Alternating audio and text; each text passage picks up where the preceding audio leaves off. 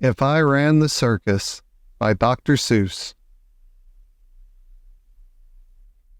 In all the whole town, the most wonderful spot is behind Sneelock's store in the big vacant lot. It's just the right spot for my wonderful plans, said young Morris McGurk, if I clean up the cans. Now, a fellow like me, said young Morris McGurk, could get rid of this junk with a half hour's work. I could yank up those weeds and chop down the dead tree and haul off those old cars. There are just 2 or 3. And then the whole place would be ready, you see. All ready to put up the tents for my circus.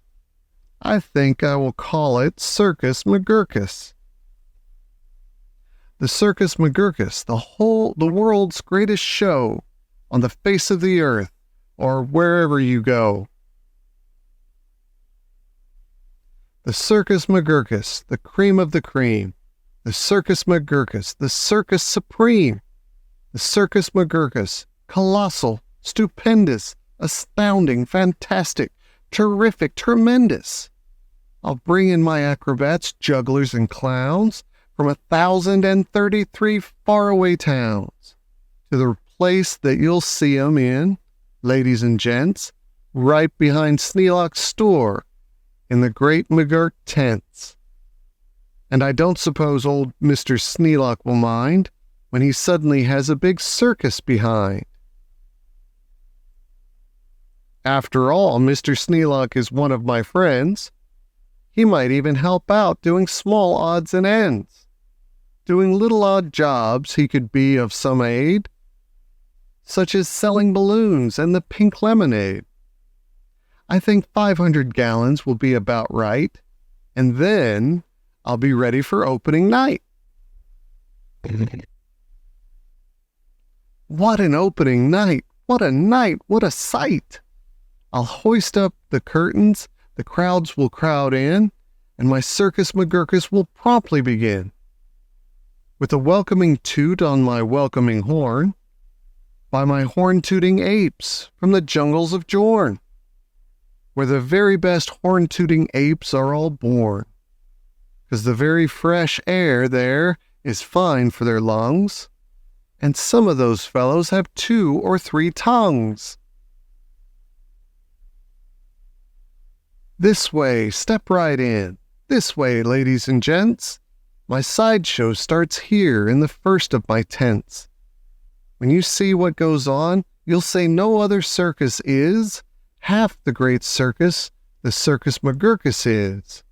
Here on stage 1, from the ocean of Ulf, is a sight most amazing, a walrus named Rolf, who can stand on 1 whisker, this wonderful Rolf, on the top of 5 balls, 2 for tennis, 3 golf. It's a marvelous trick, if I say so myself. And on stage number 2, here is something quite new.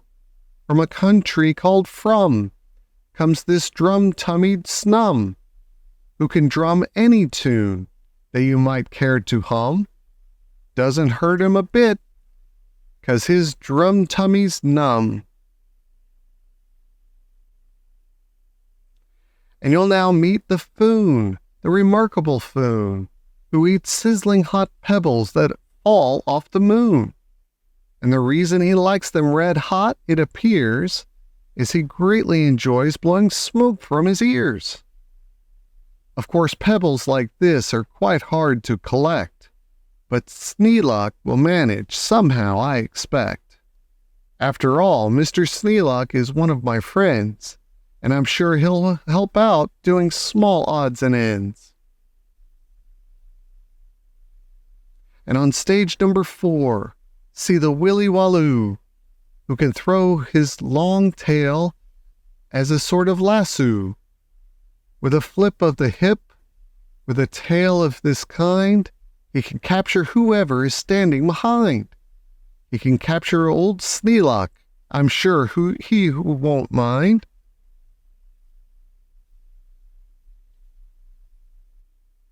And now here is a hoodwink, who winks in his wink hood. Without a good wink hood, a hoodwink can't wink good.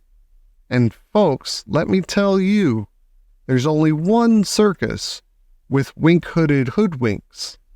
The Circus McGurkus. The show of all shows, there's no other showman who shows you a show with a blindfolded bowman. The blindfolded bowman from Bigger Bug Root, the world's sharpest sharpshooter. Look at him shoot. Through the holes in 4 donuts, 2 hairs on a worm, and the knees of 3 birds without making them squirm. And then on through a crabapple up on the head of Sneelock, who likes to help out, as I've said. And now come to this spot where this spotlight is hot, and you'll see in the spotlight a juggling jot who can juggle some stuff you might think he could not, such as 22 question marks, which is a lot, also 44 commas, and also 1 dot. That's the kind of a Circus McGurkus I've got. But that's just my sideshow, a start, a beginning. This way to the big tent, you'll find your head spinning. Why, ladies and gentlemen, youngsters and oldsters, your heads will quite likely spin right off of your shouldsters. So hurry, step lively, quick, ladies and gents, and get into your seats in my tent of all tents. My parade of parades is about to commence. You'll see Drum Major Sneelock fling-flang his baton, and my organ McCorgan McGurkus come on. And with its hot steaming pipes of gold brass-plated tin, snorting all sorts of snorts in a bumbling din. That is super stupendous, stupendous, stupendous. And when I play Dixie, please join in the chorus. Then a fluff-muffled truffle will ride on a huffle, and next in the line, a fine flummox will shuffle. The flummox will carry a lurch in a pail, and a fibble will carry the flummox's tail. While on top of the flummox, 3 harp-twanging snarp will twang mighty twangs on their 3-snarper harp, while a bolster blows bloops on a 3-nozzled blueser, a nolster blows flop floops on a 1-nozzled nooser. And then comes a lion who's partly a trout, then more stuff for 45 minutes about. And then behind them, while everyone stares, come my to and fro marchers, who march in 5 layers. The fros march on 2s, and the 2s march on fros. Don't know how they do it, but that's how it goes. And now comes an act of enormous enormance. No former performers performed this performance. This stunt is so grippingly, slippingly frightening. Down from the top of my tent like greased lightning, through pots full of lots of big stickle bush trees, slides a man, what a man, on his roller skate skis. And he'll steer without fear, and you'll know at a glance that it's Sneelock, the man who takes chance after chance, and he won't even rip a small hole in his pants. And now here, in this cage, is a beast most ferocious, who's known far and wide as the spotted atrocious, who growls, howls, and yowls the most blood-curdling sounds, and each tooth in his mouth weighs at least 60 pounds, and he chews up and eats with the greatest of ease things like carpets and sidewalks and people and trees. But the great Colonel Sneelock is just the right kind of a man who can tame him I'm sure he won't mind. Then I'll let Sneelock off for a few minutes, rest, while high over your heads you will see the best of the world's finest, fanciest, breezy trapezing, my Zoom-a-Zoop troop from West Upper Bendeezing, who never quite know, while they zoop and they zoom, whether which will catch what one, or who will catch whom, or if who will catch which, by the what and just where, or just when and just how, in which part of the air.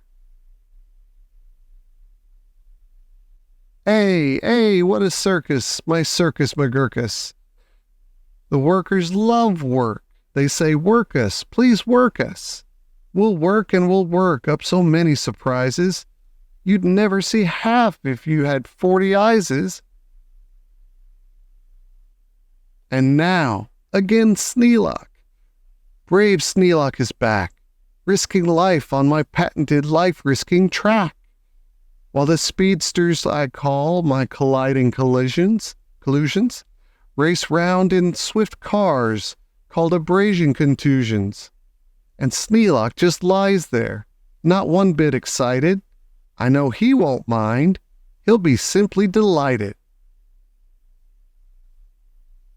And here, in a contest of brute strength and muscle, hid Sneelock, my champ of all champs, will now tussle, and wrestle a beast called a grizzly Castley, and slap him around.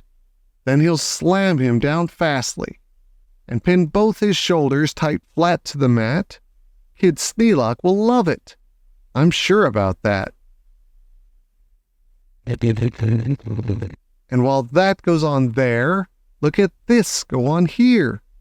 Have you heard of my herd of through horns jumping deer? Every deer jumps through horns of another pell-mell, while his horns are jumped through at the same time as well, by a deer whose horns also are being jumped through, by another who's having his horns jumped through too, which I'm sure trainer Sneelock can train them to do. Then the whole tent will ring with hoorays and wild shouts, when I wheel in my whales, and they turn on their spouts. First by whale number 1, with an aim that aims true, spouts a spout that spouts Sneelock to whale number 2. And then whale number 2 spouts his spout like a gun, and that spout spouts old Sneelock right back to whale 1. And then forwards and backwards on spout after spout, with great spout rider Sneelock gets spouted about, just as long as the water their spouting holds out. Then my tournament knights, noble apes without fears, Sir Hector, Sir Vector, Sir Bops and Sir Beers, Sir Hawkins, Sir Dawkins, Sir Jocks and Sir Jeers, clatter into the tent, and while everyone cheers, stage a roustabout joust with their boxing gloves spears. And while all this wild ruckusing goes on below, at the top of the tent, look, the star of my show, great daredevil Sneelock, the world's bravest type.